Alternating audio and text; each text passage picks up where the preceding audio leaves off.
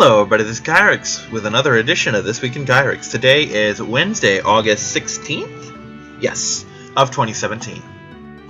Okay, so, you may recall last week I did the episode on Tuesday morning? That's what my brain is telling me happened. Oh, onions, or garlic in this case. Yay. Wait, that can't be garlic. Not in year 2, are we?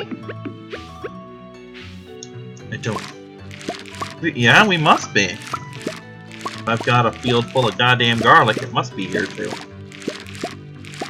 Okay, so...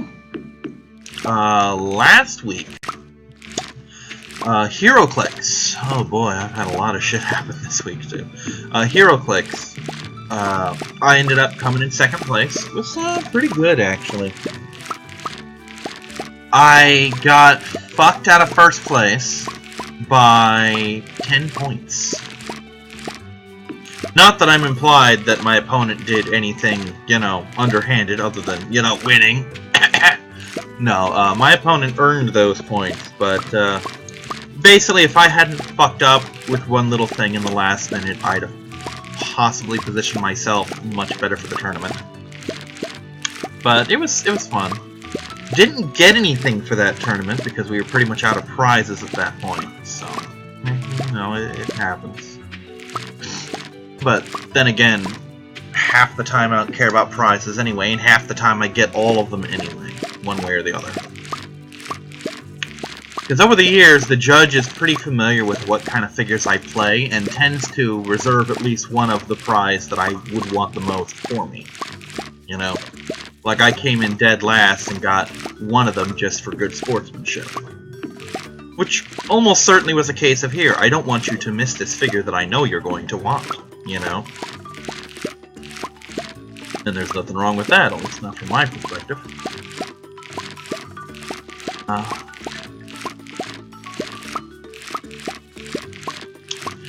So, Star Trek. Star Trek was a thing. Star Trek was not a good thing. I'm not saying I didn't have fun. I'm not saying it wasn't a blast. I'm saying I sucked. Oh my god, did I ever suck. Okay, so 212 garlic.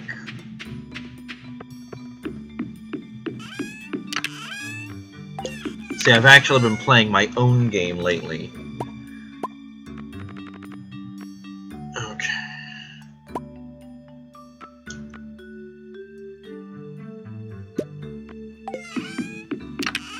This has to be year 2 for me to have all the shit that I have. Oh no, those are already fertilizers. Never mind. Well, let me at least put these back then. Okay, 2012. Let's make that 2013, given the parsnip there. God damn it. Hold on, phone.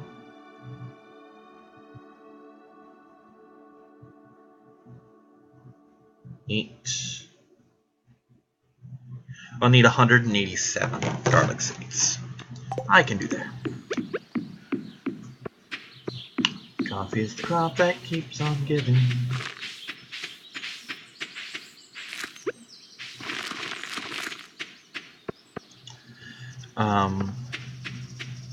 So yeah, that brings me, like I said, Star Trek. I'm horrendously disappointed in my showing at Star Trek because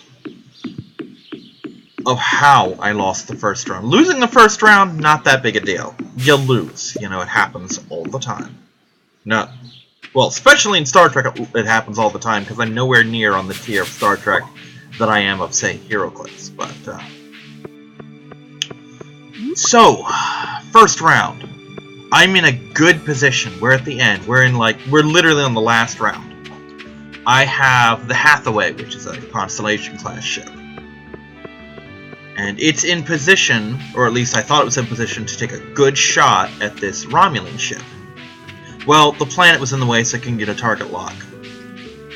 Cisco's ship, the Robinson, which is a Jem'Hadar fighter that was stolen, or attack ship, rather, is within the sights of 2 of my ships, and I open up with one of them and fail to drop it. This thing's got one fucking hole left. I sink this thing, I win the game. Well, I was going to use my actions to lock on to the Hathaway, and the way my actions work up with the Hathaway, I get a free target lock, which opens up my torpedoes, or just my phasers, you know, with a reroll. I get... Fuck, that's not going to help, is it? I get a free... Or I get any kind of action that I want, in this case, let's say a battle stations, and I can get a scan as well if I aux. Well, given that this is the last turn of the game, auxiliary power didn't get to do shit to my ship. So, naturally, I should auxiliary. And I don't, for reasons. But,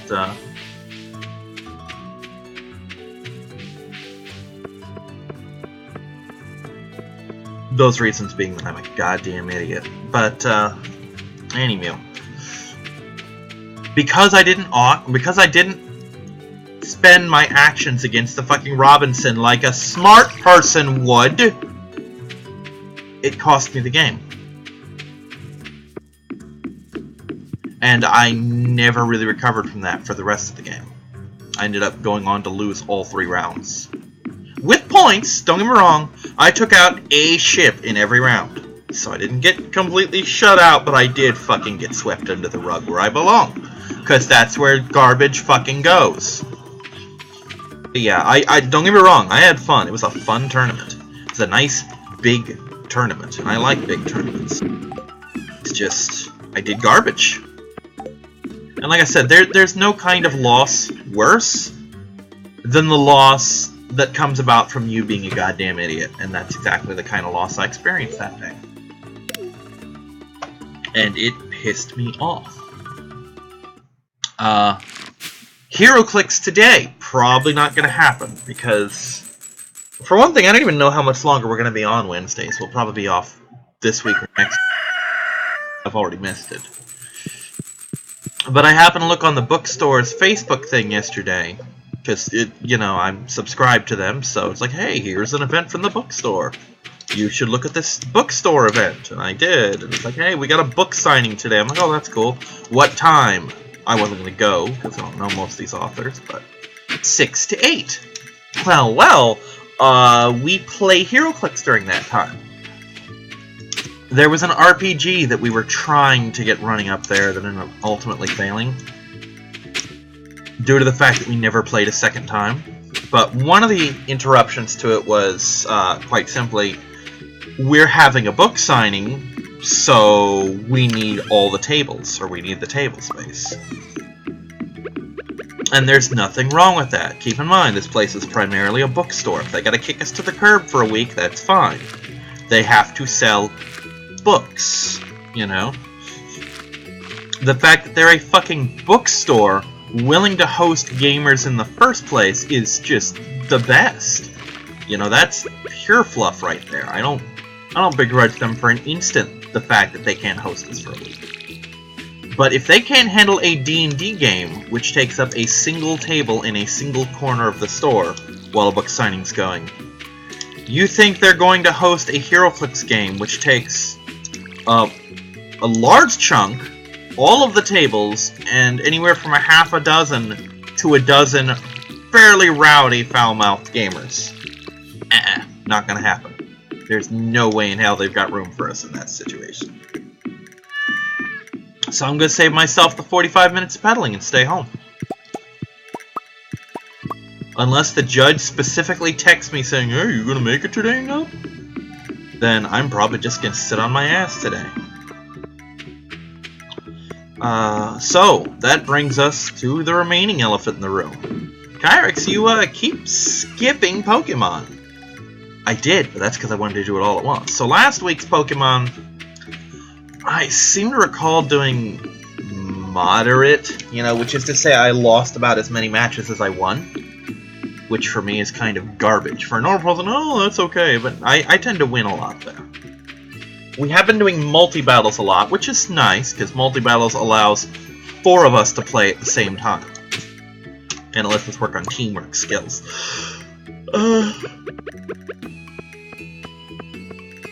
Last week, I had the misfortune of finally facing off against one of the Pokemon I gave away. I gave away my old Espeon, you know.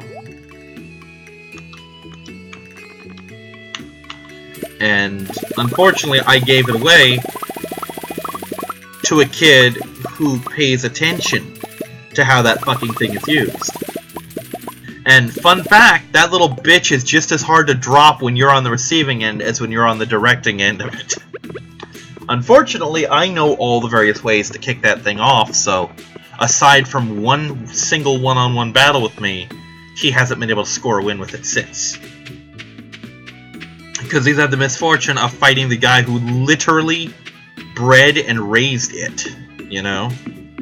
Because keep in mind, his isn't just a copy of my Espeon, his is my old Espeon.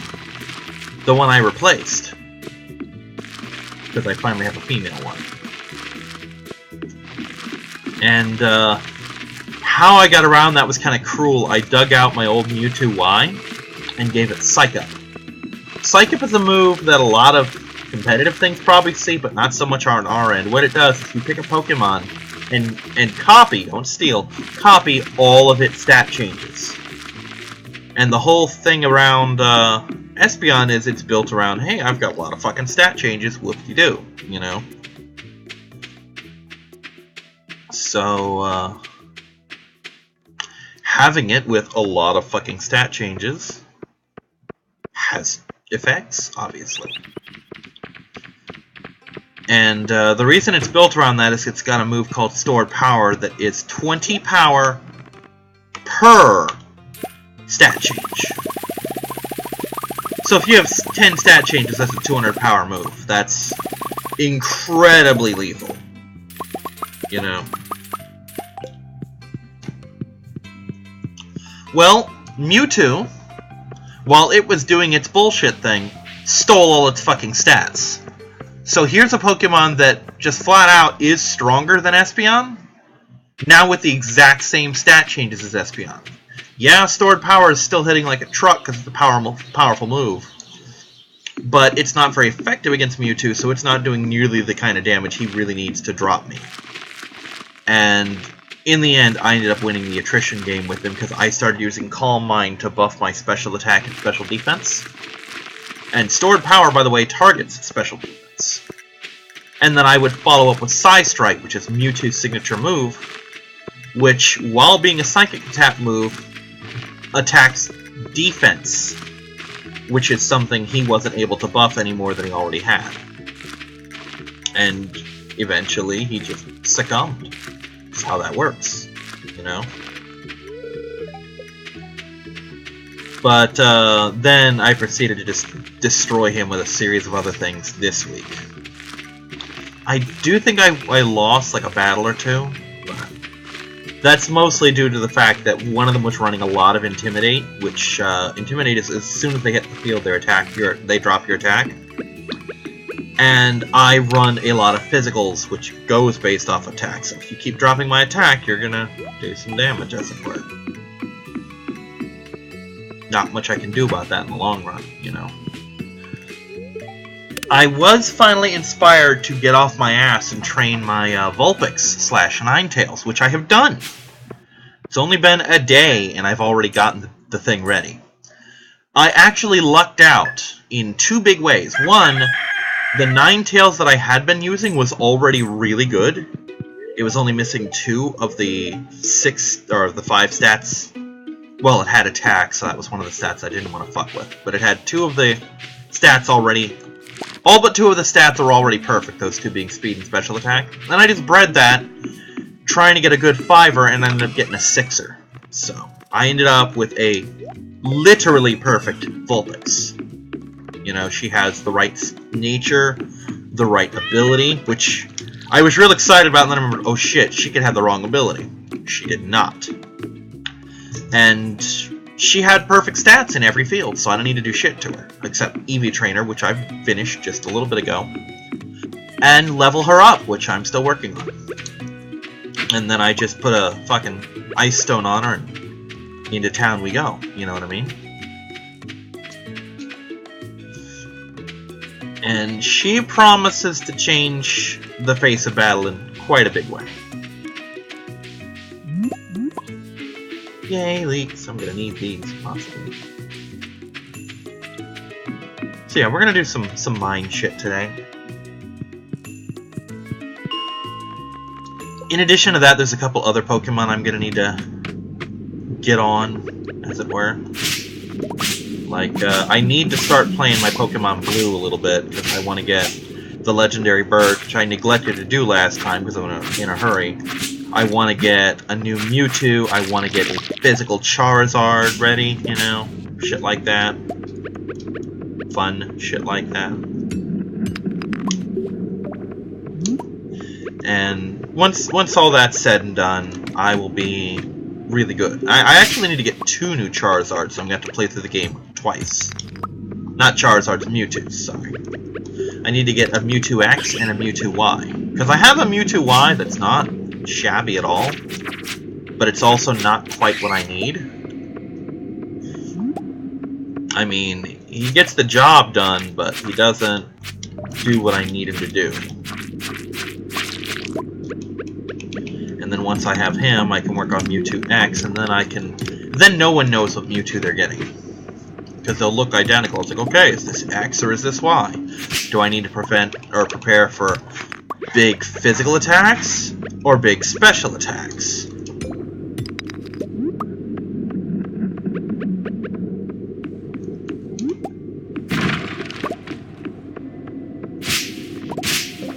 And then, of course, I'll have Articuno, Zapdos, Moltres. And every time I get a new battle-ready legendary of any kind, that means it opens the box to get rid of my old ones.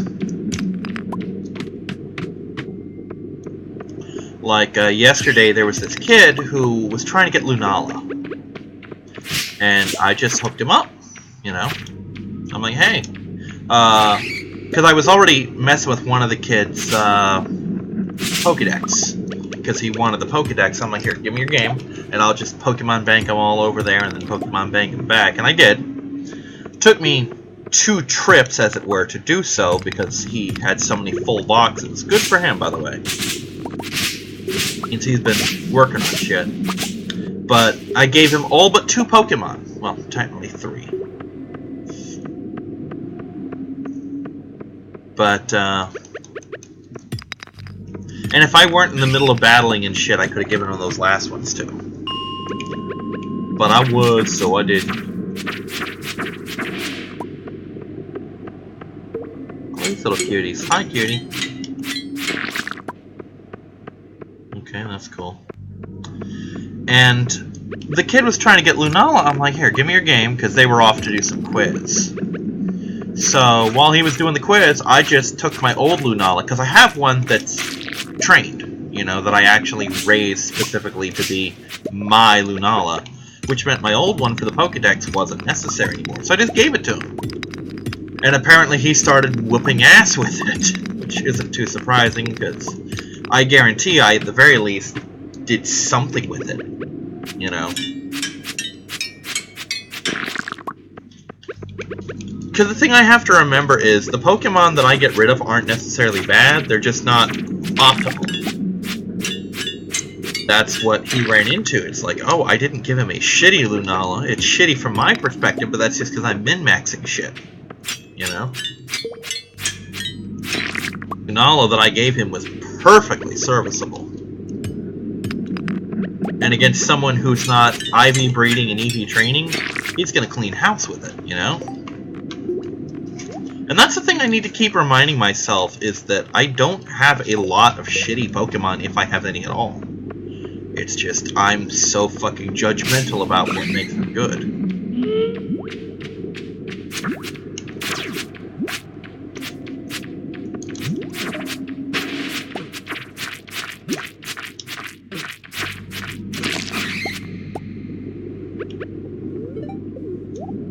See these goddamn leaks and shit. Nom nom nom nom. Good old Linus lunch to the rescue. Let's eat this now too.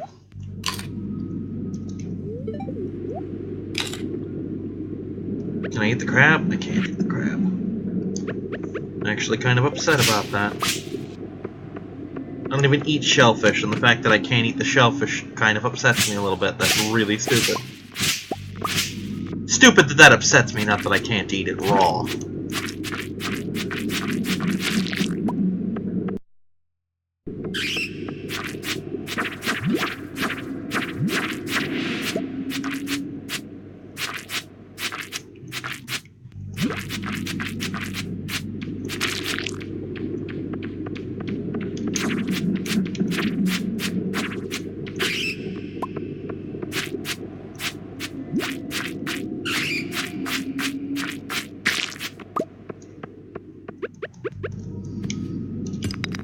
So yeah, there's Pokemon shit.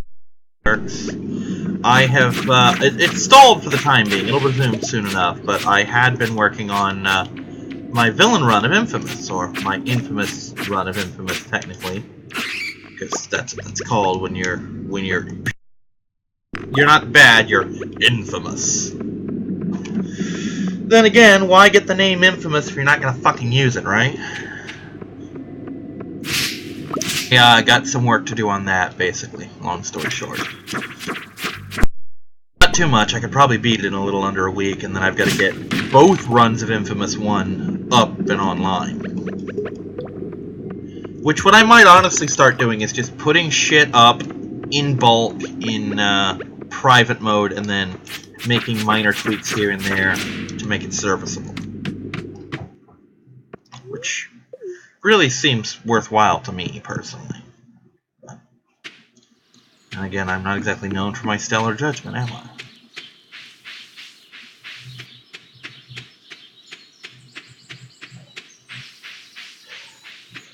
But yeah, Infamous 1 and, or either Infamous Hero and Infamous mode will, between them, probably get me close to 2 hours worth of shit. Which is a lot, actually. Not 2 hours. 2 videos! Wow, Kyrix, you're weird. 2 years worth of shit. Infamous by itself is 40 videos. If I get fucking 12 more out of the villain mode, then that runs me a whole year by itself.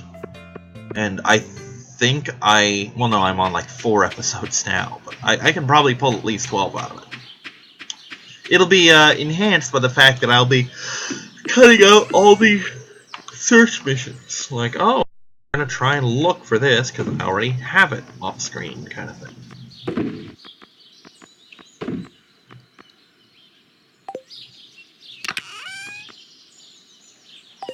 That's furniture and shit.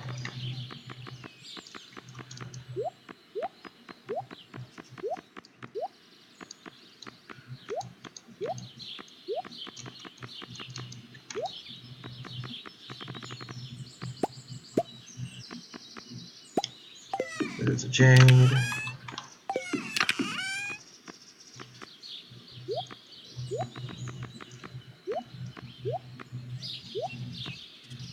So yeah, on a side note, I have a new favorite Star Wars novel. It is, of all things, rather ironically, I love the Empire Strikes Back audiobook so far. It is so much fun. Because as you may or may not know, I've been doing a lot of shit with the audiobooks lately. And I'm of the opinion, probably rightfully so. Wait, that's not the jade, that's a... God damn it, well I guess she's just gonna have to go without her fucking fast then, huh? Thought I was doing the jade one. I get for not paying the fuck attention. Anyway, I think it was written for younger audiences than the first book was, because the first book was, you know, a normal novel. And this one is very much what I think is Luke Skywalker talking to you, and like, oh, I'm gonna teach you all this shit. It puts you in a first-person perspective, but from a third-person narration. It's really weird, you know?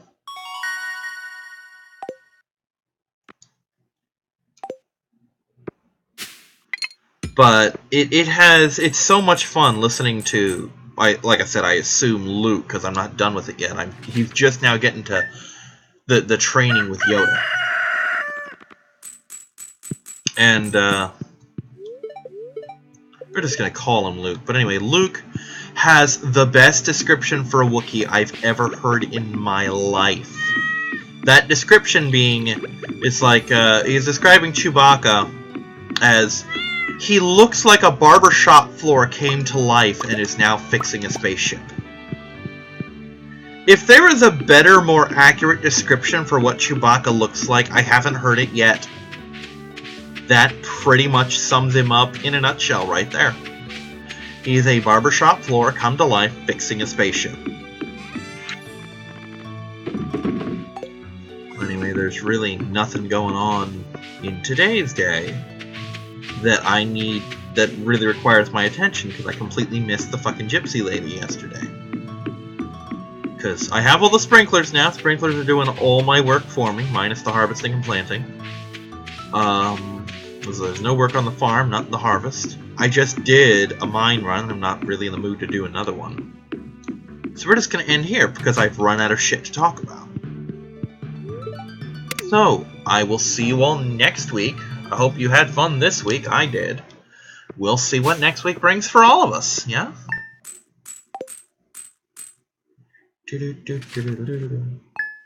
As a side note, I've actually been playing my own personal file of this quite a bit lately. So, that's fun. But bye, everybody!